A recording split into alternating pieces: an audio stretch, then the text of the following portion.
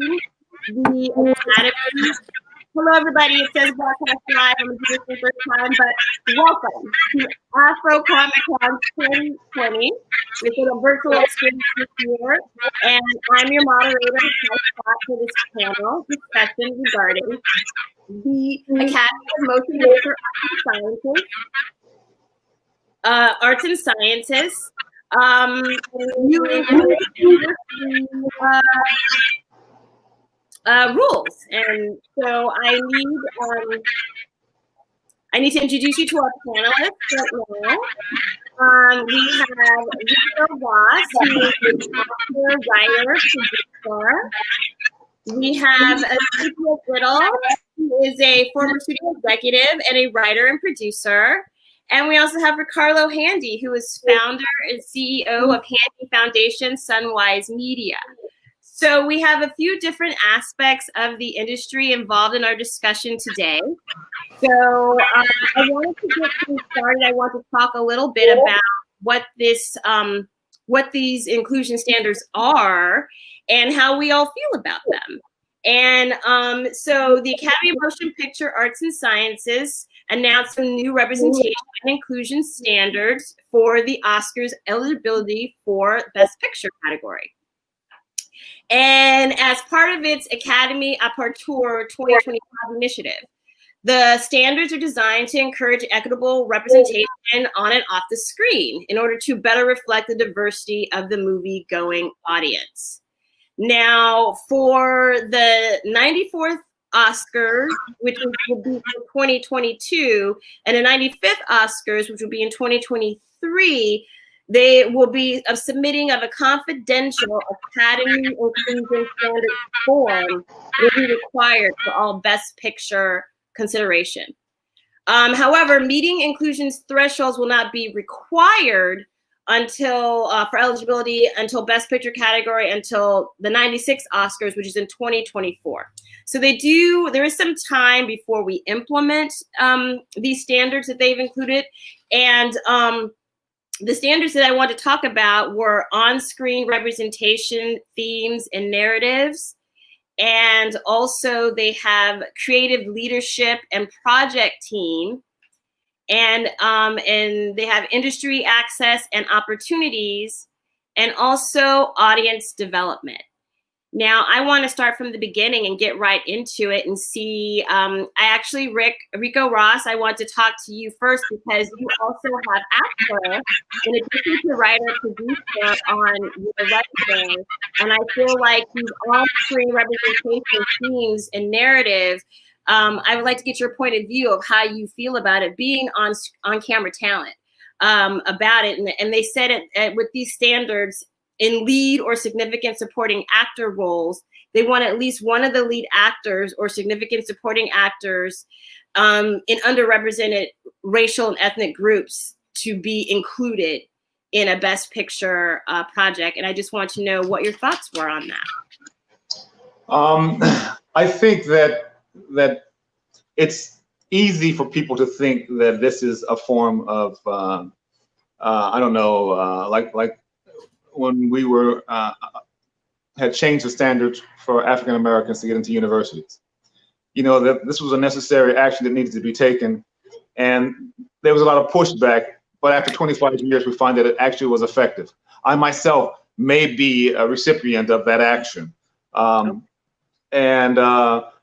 I see this as a similar sort of thing. If the rules are set up at a certain way, and at that threshold, it has been written in a way that only a certain group can participate, then of course the rules have a lot to do with it. As an actor myself, and as someone who has worked and lived in Europe for just over 13 years at one point, one of the things that struck me so remarkably was that I would do plays where there would be family members of different ethnic groups, and they would not explain it. And when you first would see the play, the first 5 minutes, you'd be wondering, well, how are they brothers and sisters? They're completely different, you know. 5 minutes into a good play, though, you forget about that, and you just see a man and a woman, or you see a woman and a woman, and nothing else is really an issue after you accept that willingness of disbelief. I think when it comes to American movies and projects, very often there is segregation there, and when it is integrated, it's often there's a reason why. And so I think we can be a lot more creative and a lot freer with casting with diversity. And when we do that, not only do we get a different flavor sometimes, we often get a better flavor, a more fulfilling flavor, a more inclusive flavor, one that everybody can identify with. There was a study done from UCLA, and it was a 5-year study, and it was entitled, "Why Hollywood Doesn't Look Like America." And the professor of UCLA discovered that when you cast a project that's more that's similar to the ethnic grouping of America, that people would turn in if it's good and they would stay in. But if you cast a project that had 10% or less diversity, people would tune in, and if it's good, they would still tune out because they weren't invested in that project in any kind of way. People wonder why movies like The Furious Five was such success. And it's because anybody who watches that movie, they cast it as if they were casting something for the United Nations. Everybody was invested, everybody can see themselves, and everybody came, and the box office showed that. So now I do think that it's time that we create some diversity and more diversity into this committee that selects the films that should be nominated, because I don't know whether it's intentional blind spots or circumstantial. The effects are the same. It keeps certain groups out, and that's the crux of the problem, and it has to be addressed. And if we don't do anything, of course, we know it'll probably remain the same. So I'm really interested in these and seeing how these changes will manifest themselves, and for how long we may need them, or whether we may need to change them, adjust them. You know, I think it's going to be a very interesting journey. Yeah, I agree. With Carlos, Cynthia, either of you want to chime in based on your experiences in the industry? Hi, Ty. I'm actually going to hop on what Ricco said, because what occurred to me was Hamilton being a perfect example of what you're saying. I mean, the casting of Hamilton, and look how huge it was, and look how fantastic it was. Also, I was I've been on the women's committee at the Writers Guild for many, many years, and we've been very involved with Gina Davis, and she's got an organization that she's formed that's looking into inclusion. And it's shocking how in crowd scenes in movies over the years, how few of the people in the crowd have been women. And I think, going off what Ricco was saying too, I think that people are more interested in seeing films and television shows that are more universal and reflect, the people in their own lives, and reflect, like holding up a mirror to America and the diversity in America. So, I mean, I think it may be difficult, but they're allowing a few years to implement all these changes. And there are enough different options as we go through the 4 different areas that they're talking about, that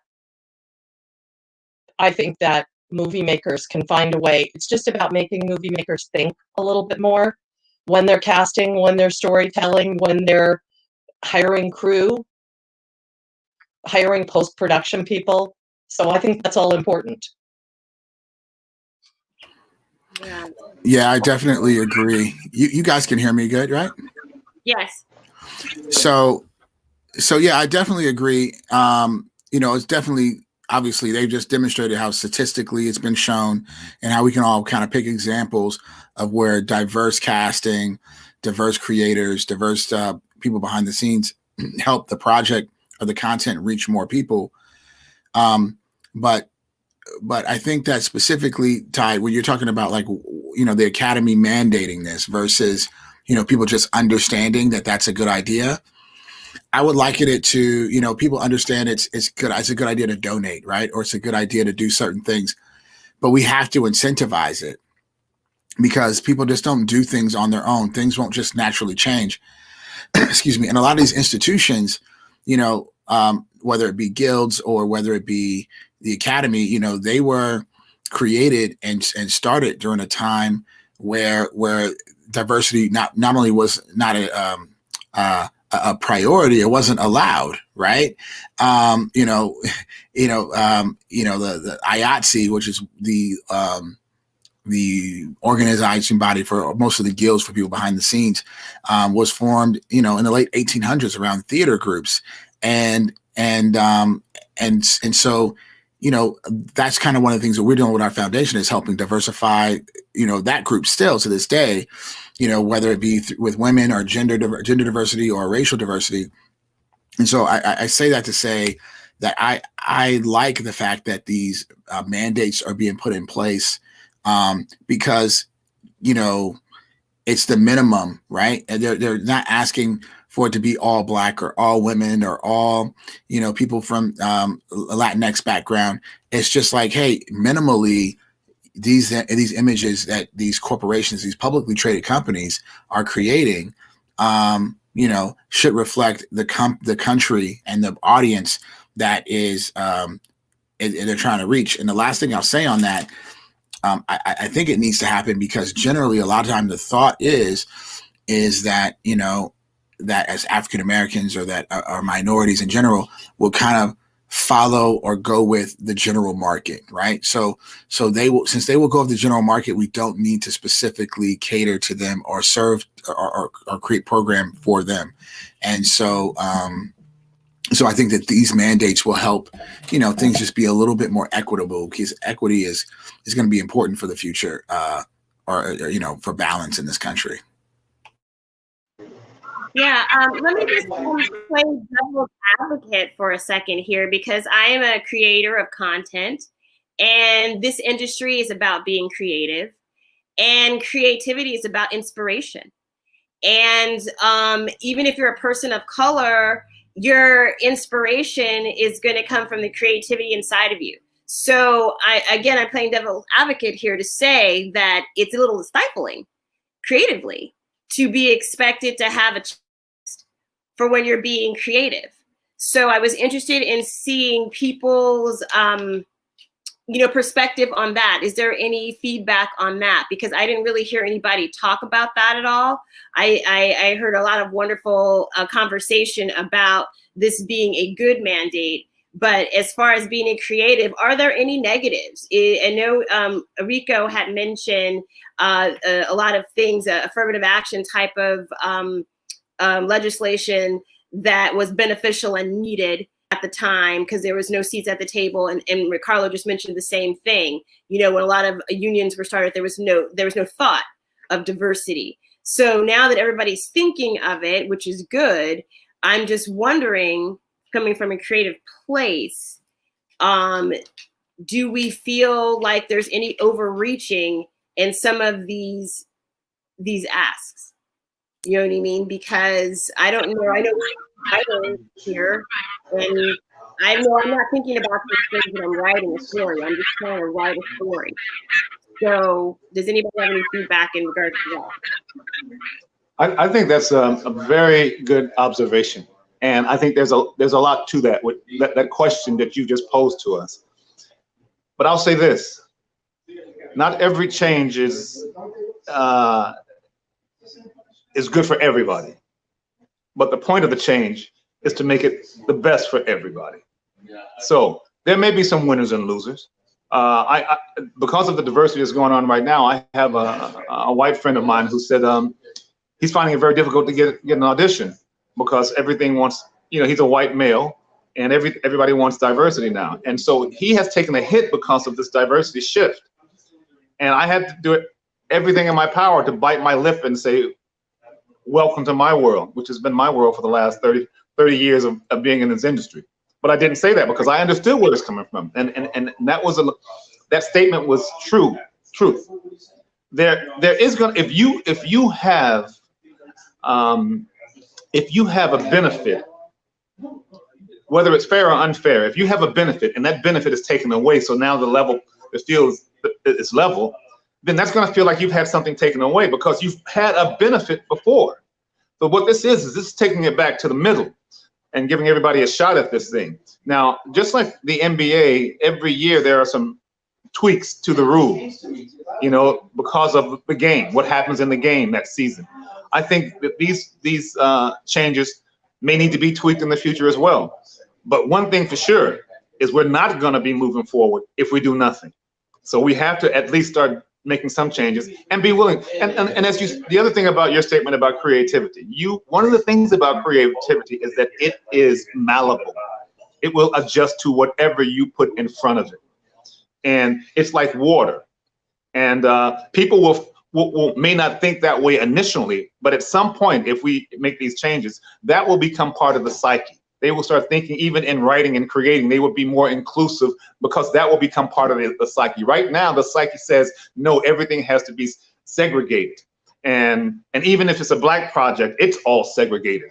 And we can be more creative than that. And as I was saying, when I was in England, the first major Shakespearean role I had was playing Prospero in The Tempest. Prospero, all of these names, Romeo, all of these Shakespearean names, they're all Italian. And when we see British people playing them, we don't say, but they're not Italian. We accept it because we're used to it. It's not right, but to us, in our psyche, it's right. And the same will happen when we start creating more diversity. People will accept it, and because it works and because it's real, and it will be easier to accept than accepting a British person playing an Italian, who ethnically speaking, often are very different looking people. And so when I was cast to play Prospero in the play, he has a daughter who is Miranda. He also has a brother. So what they did just to help the audience out a bit is they cast my whole family African American. But yet we're still an African American in Italy, and all the other characters around me are British.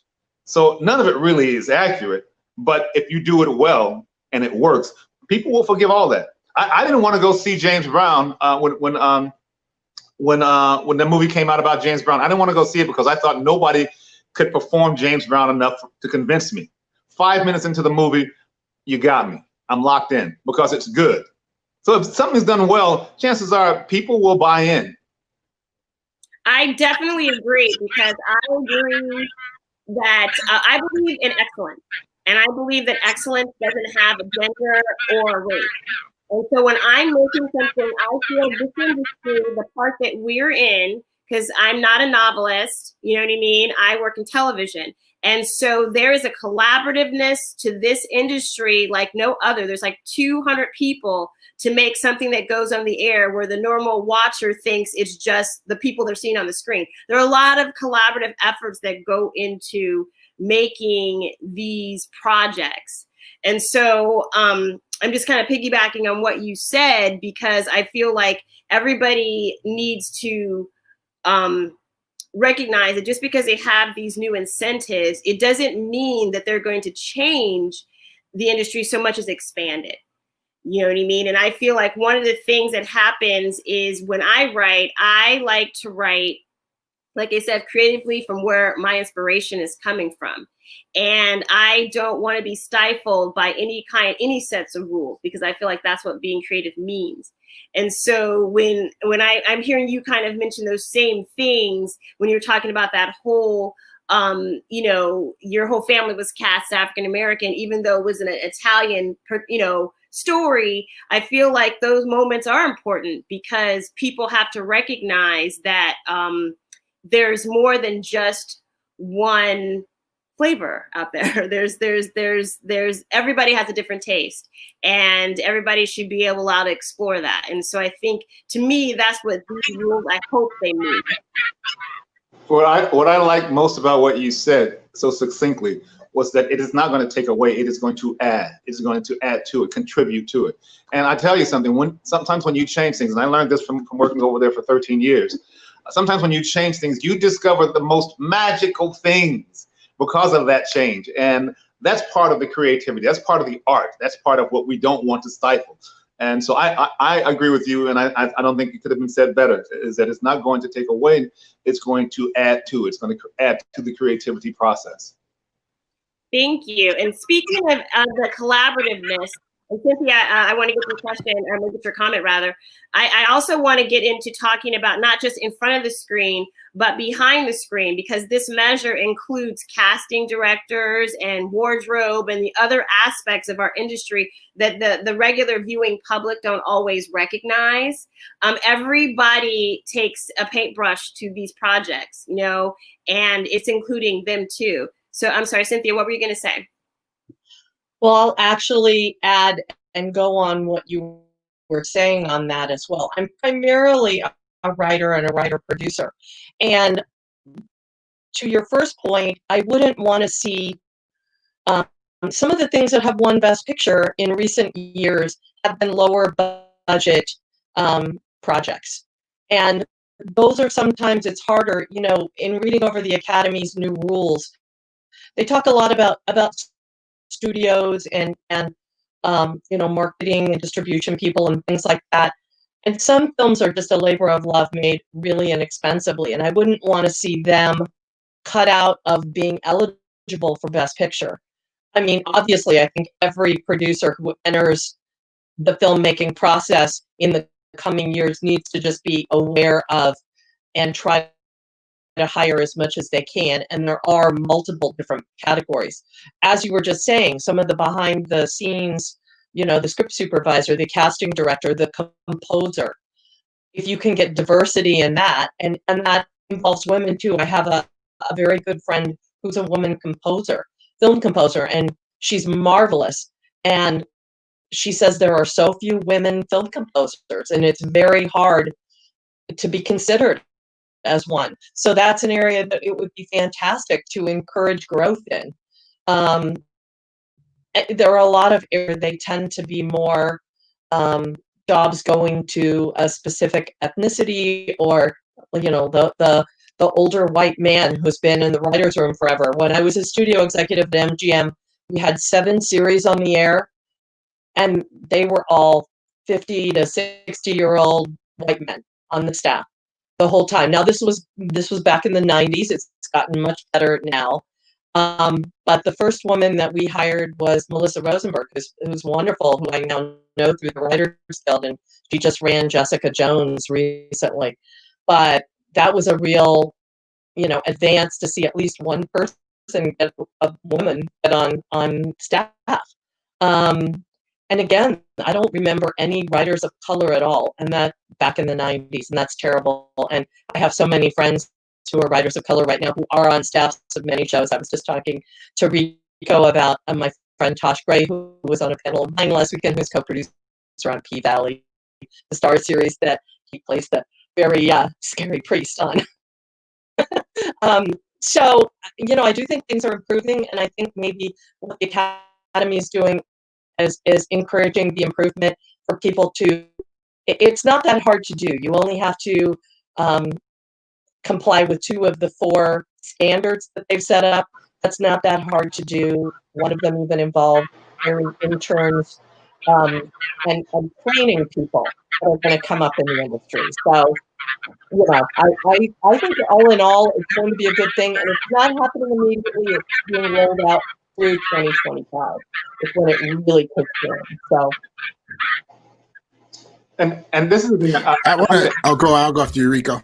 Okay, I just want to add it to what Cynthia was saying, is that P-Valley was a prime example of how the will can change everything.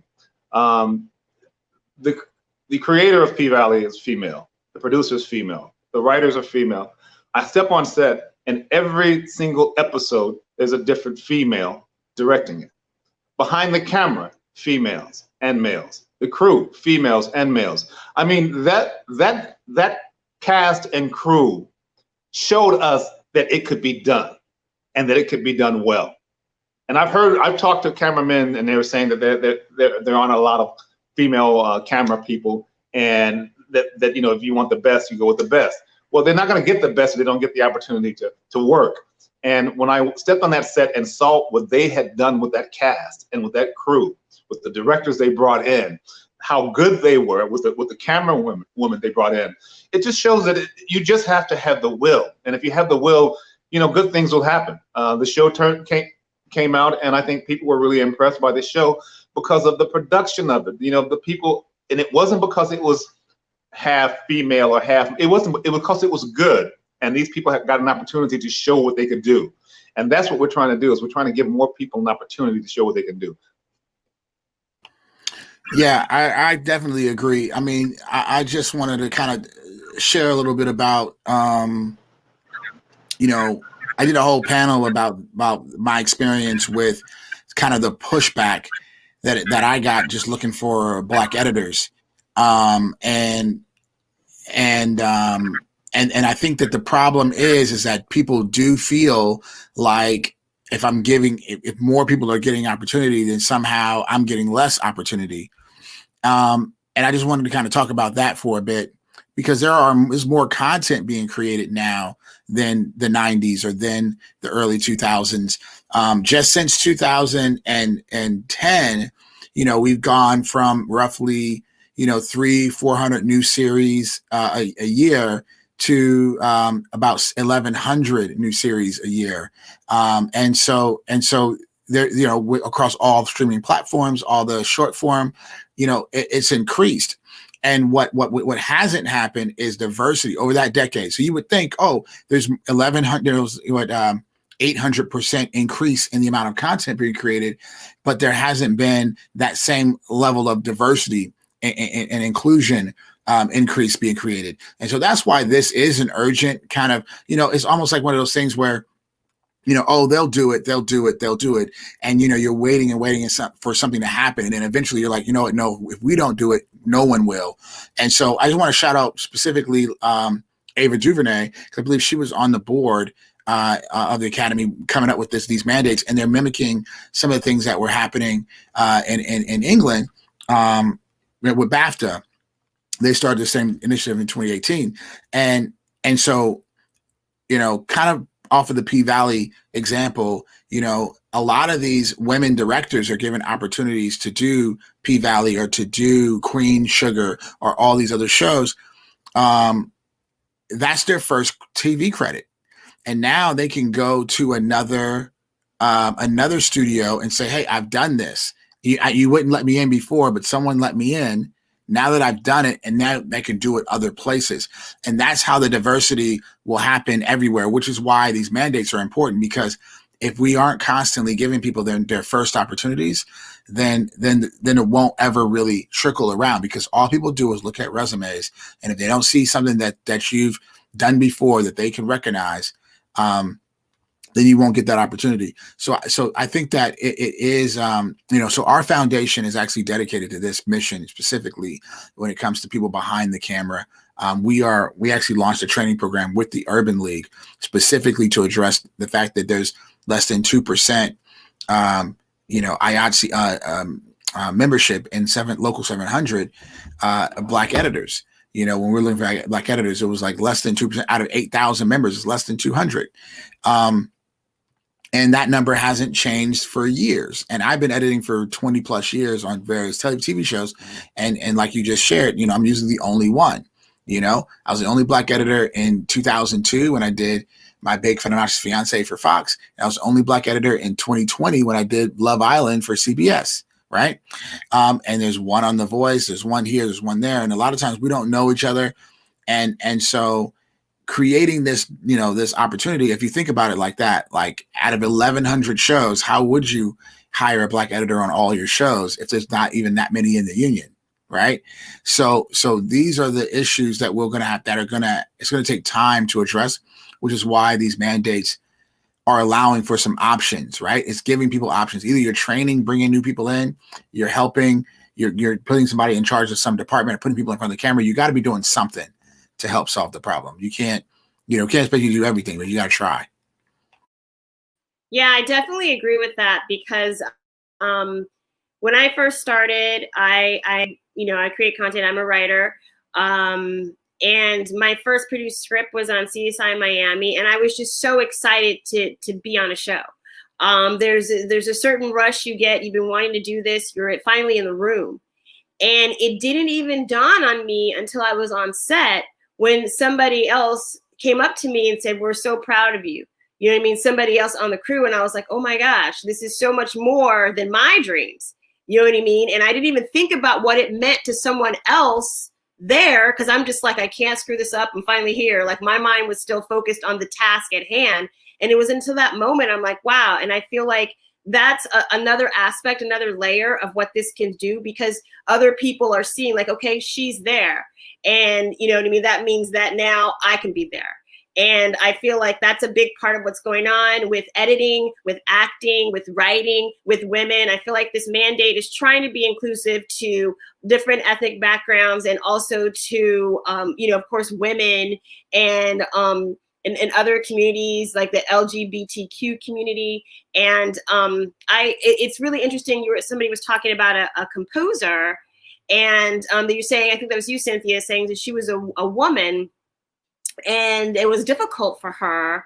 And I hadn't really thought about that, because I'm usually in the, you know, the acting, writing bubble. You know how we all kind of have our little cliques within the industry of how we know a little bit more about certain areas. And so I found a friend of my husband's is actually a composer, an Oscar-winning composer, and he still struggles to get work. He is Asian, you know what I mean? He studied under Hans Zimmer, and yet he still has to bring 100 plus to everything, even with Oscar winner on his resume. So I feel like he's also breaking down doors, and he's like expressed to me the difficulty he's had doing so. So I feel like I really want these mandates to really do what it's saying it wants to do. I guess I'm just wondering, again, I'm going to play devil's advocate. I'm wondering because in my experience, having meetings and talking about diversity in this industry, because it's been a hot button topic recently for a while. And I'm noticing that a lot of the stories that are expected from this diversity are stories that I feel like in some instances, some backgrounds are sick of seeing, and they're sick of seeing that being represented. So my hope for this mandate, and I'm wondering how you all feel about it, is that it opens the door from different communities to tell different aspects of their life experience. You know, and this is, and obviously there's the foreign aspect of the Oscars too, but I feel like this Best Picture aspect, it reminds me of the American style of filmmaking. So I'm wondering, does anybody have any thoughts on that? Because I feel like the expectation is if you're a certain race, that you're only capable of telling a story that has to do with that certain race and the stereotypical experience that we as a whole think that race have. So does anybody have any thoughts about? I do. I mean, I'll just say this real quick, and I would love for anyone else to share. You know, the conversation around race is so deeply rooted in American culture. It's actually very interesting. I think, Ricco, you were sharing earlier, someone was sharing earlier about growing up or being overseas. I grew up in Germany. And I have friends that are, you know, from Denmark and from different countries that even look, you know, like they're walking around America, they would just look like a, you know, African American, right? But I have one friend in particular who is Danish and Brazilian, but when you see her in America, she looks like a light-skinned Black girl, and so I know a lot of our racial wounds in America don't translate internationally in the same way. They definitely translate in certain areas, right? And but racism is so American, right? That it's such a specific conversation here. So there are stories that we tell in America that people can resonate and kind of relate to, but there are so many other stories across the diaspora that you don't have that experience. You know, some people might grow up in a country where they are the majority, where they're not not considered the minority. They're African. I see we have stories like that. We're starting to see on Netflix, you know, that take place across the diaspora. And so I do think there are these varied stories, but I do think in America, because we lead in content creation, and a lot of our content travels around the world, like we have been kind of telling this same narrative. And I do think that we need to look to the future and how we want it to look, and have content that looks like how we want things to look in the future, start to create that future. And I really like, I mean, obviously there are some racial tropes in like Lovecraft Country, but I do like what that whole project stands for and represents, as far as, incorporating magic and monsters and all kinds of things that you would not normally see. And I think there's a lot of opportunity for us to do that with these kind of mandates in place, is using these, to also tell different stories. I love that. I love what Jordan is doing in that show.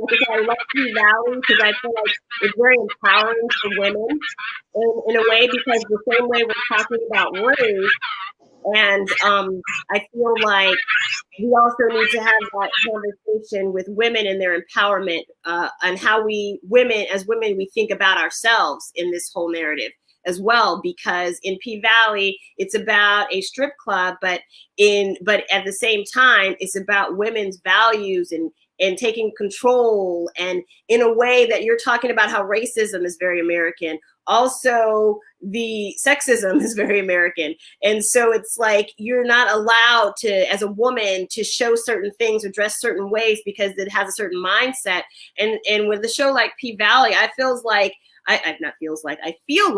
it's putting it out there in a way that is honest, and it is a way that's like, we're no longer going to hide these because someone else has decided what our values are and how we are to carry ourselves within those values. So I think, Ricco, you had something you want to say. Yeah, I kind of, like you, Carlo, I lived in Germany too. And one of the things I found interesting about Germany was that it made it very obvious to me that when you don't have when you're away from America, you see it very differently from the outside in than you do from the inside out, and that became very apparent.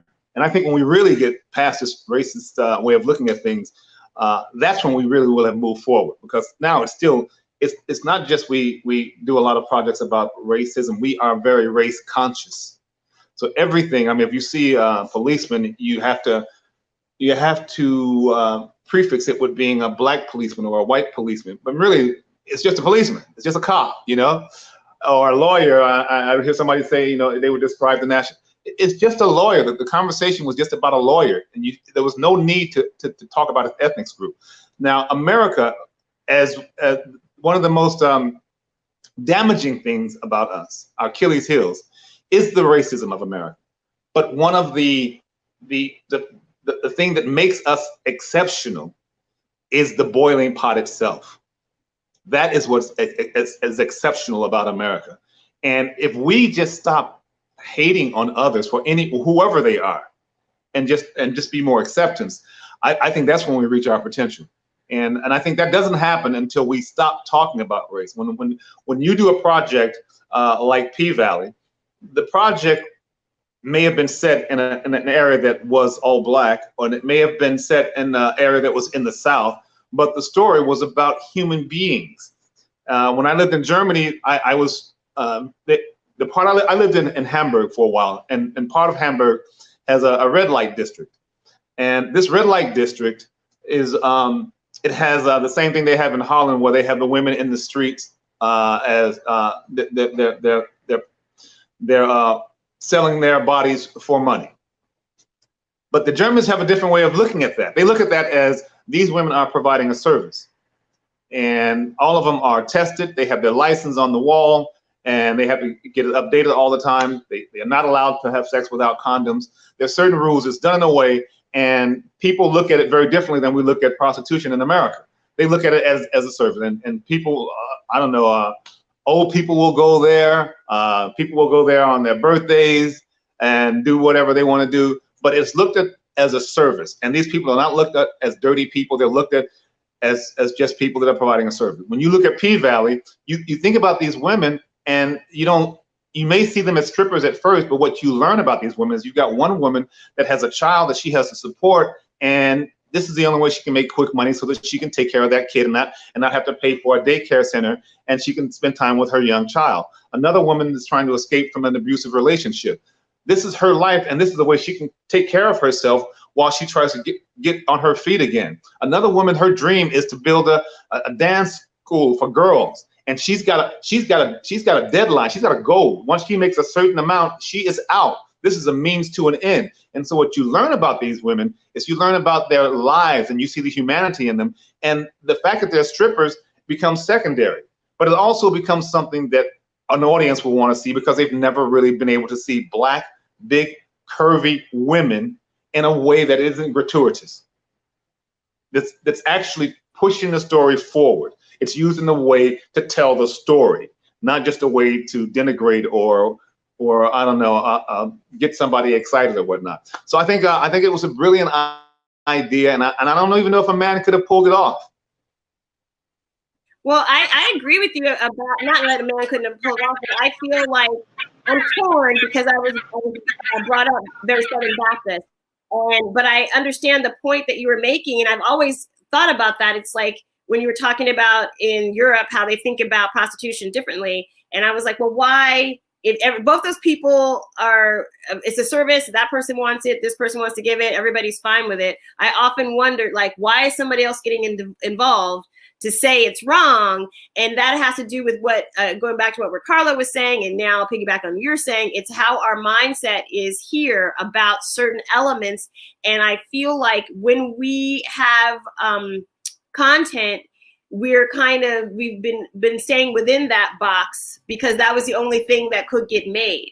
And I feel like I'm hoping a part of this mandate will help us make things that people can see, because I feel like some people, their only interaction with certain races is through television and film.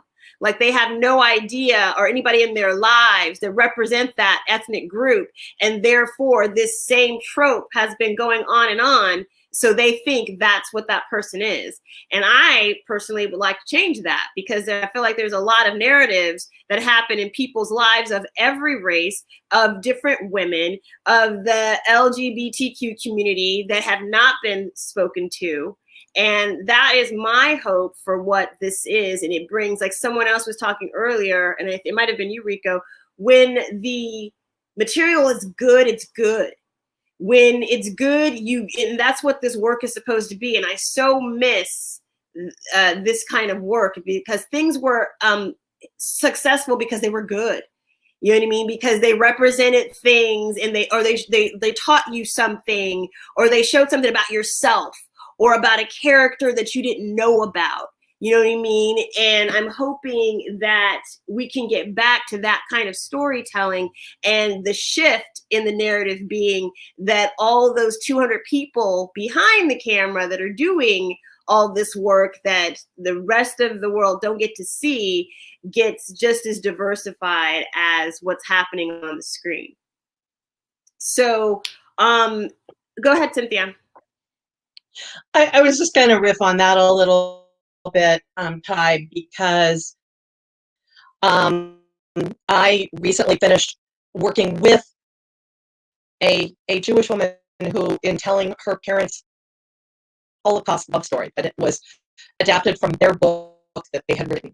And I got some grief about it from a writer friend of mine who is Jewish, who felt like I, as a non-Jewish person, should not have been writing it. But I was writing it in concert with and working with their daughter, who is Jewish, and I learned so much about it. And you're talking about teachable moments. I think encouraging people, and I do feel like this new mandate from the Academy is going to encourage people to work with different people and learn from them. And probably one of the most amazing evenings I've ever spent was a Writers Guild Women's Committee meeting, where one of the chairs of the Women's Committee brought her friend in, who's a trans man, to talk to us. He does TED Talks all the time. He's an actor. He's amazing, but he was born as a woman in Texas, if you can imagine how tough that is. And I can't even encapsulate in a few quick words what I learned from that night, but about the statistics of how many trans people have either been murdered or killed themselves. You know, just the statistics are staggering and horrible. And I left that meeting that night understanding so much more about somebody I grew up in Ohio and the Midwest. I really had not ever encountered and spent time with somebody who was trans before, and I absolutely loved him. He was incredible. It's not surprising that he does TED Talks because he's so encouraging and positive.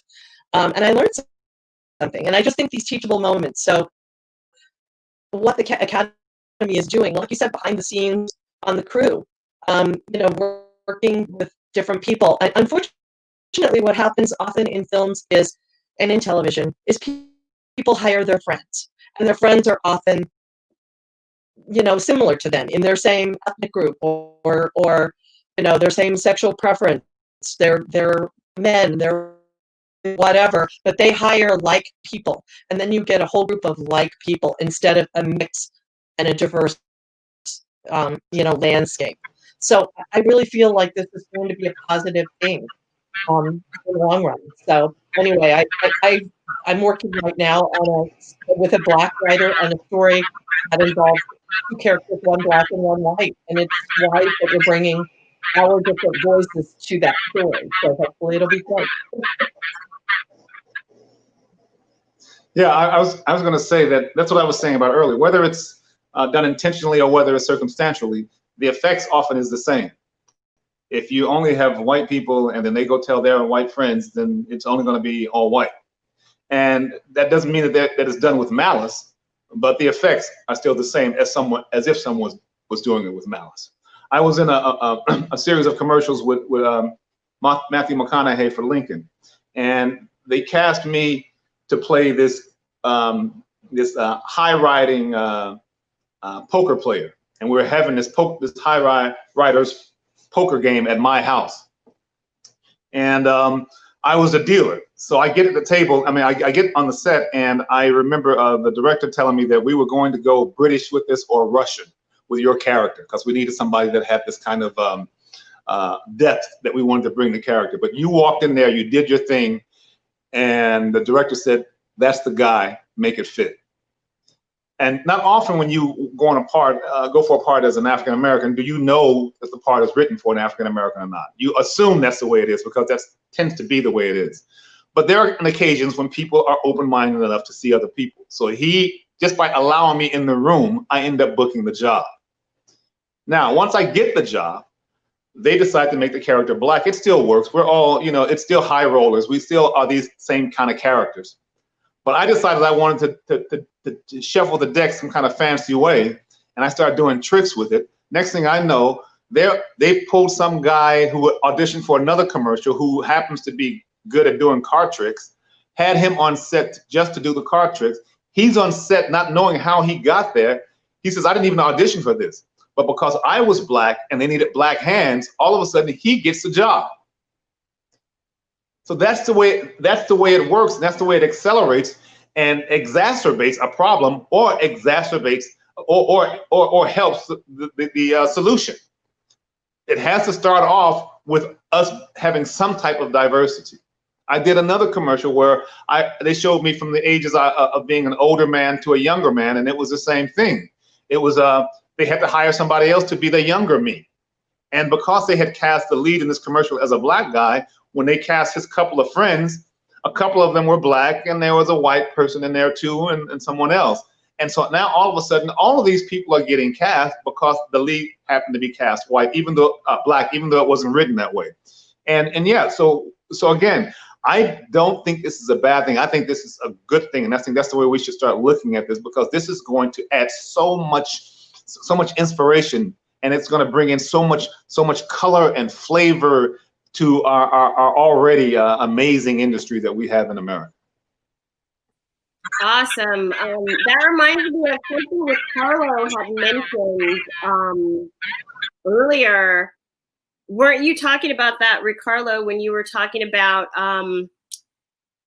when Cynthia just mentioned that there's relationships and people meet each other, and you had mentioned something about that, and also about happened when you were looking for editors? There are Black editors. I guess my question is this. What do we think? Because this is built on relationships, and I don't think that's so wrong all the time. But like Cynthia was mentioning, maybe some of those are more cliquish than need be. My question is this. Do we think there's any kind of backlash, again, I'm playing devil's advocate, to these being implemented?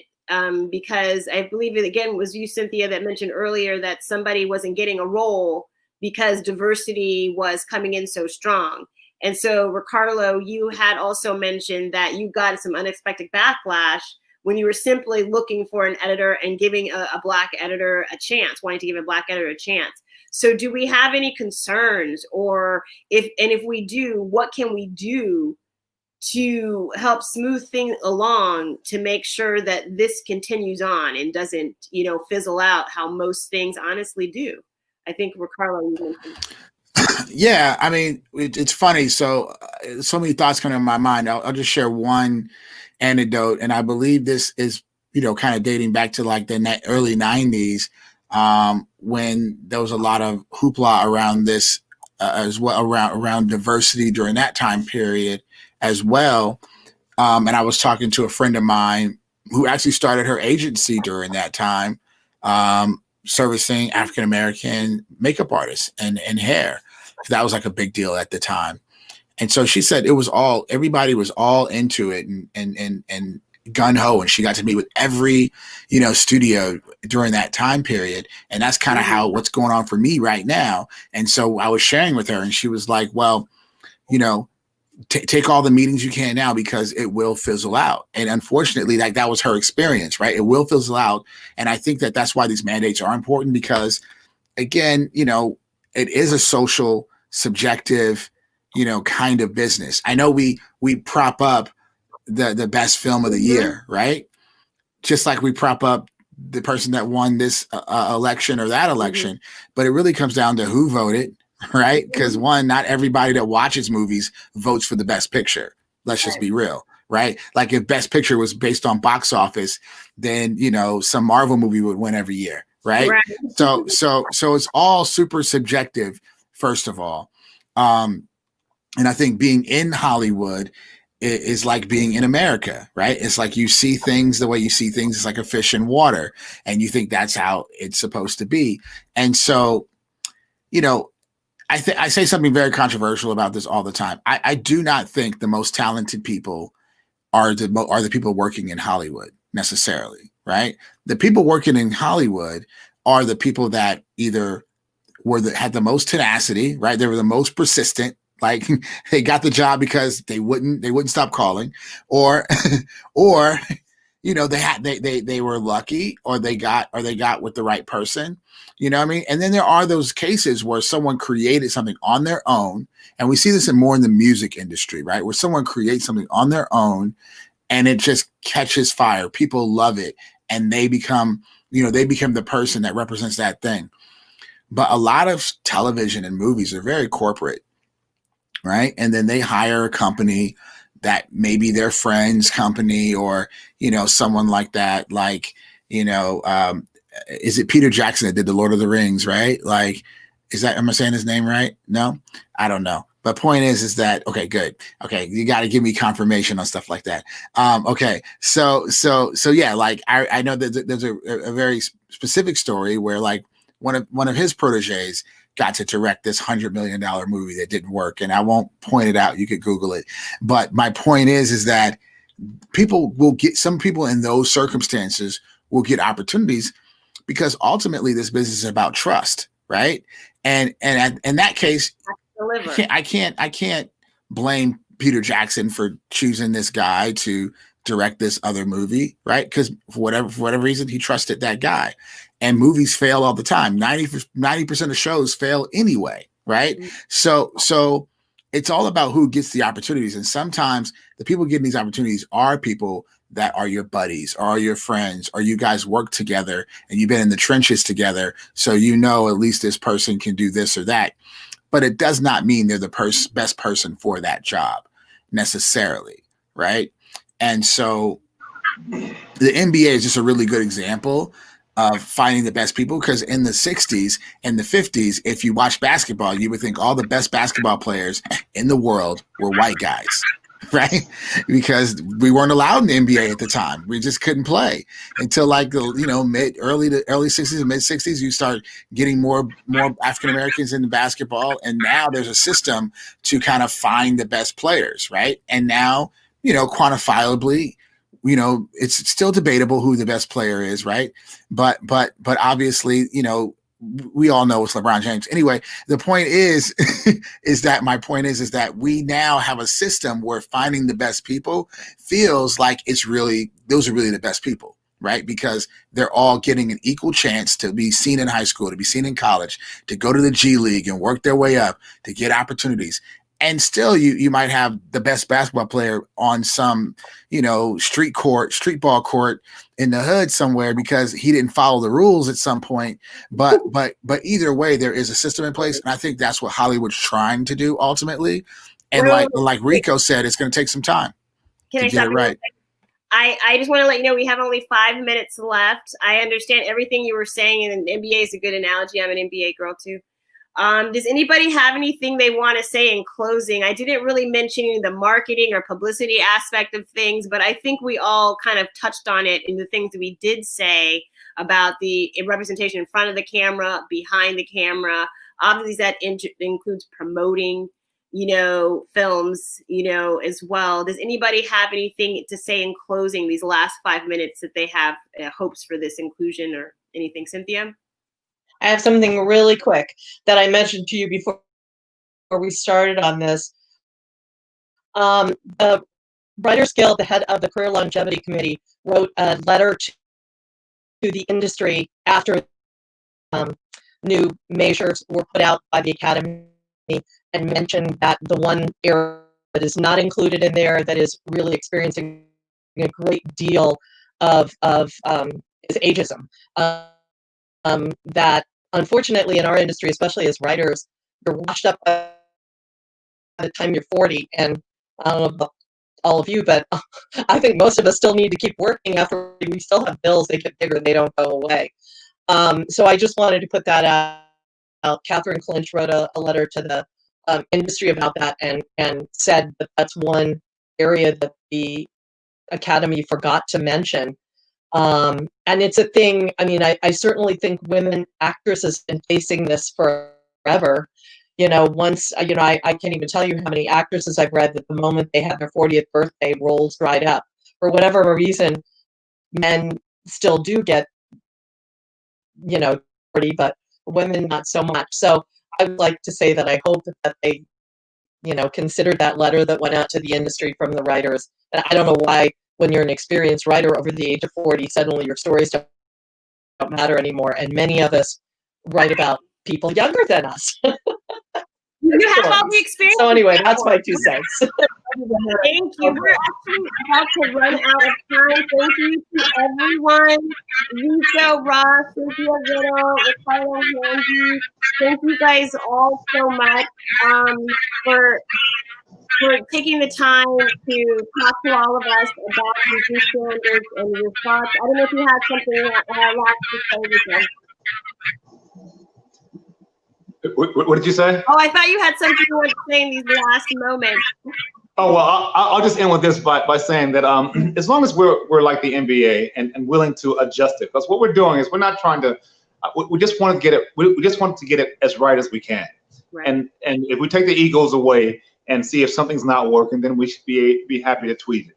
But I just think it's all coming from a place of love and inclusiveness, and I think we're on the right track, and that I think we should look at this and go into this with more of a positive, with a very positive attitude, and it'll become that way.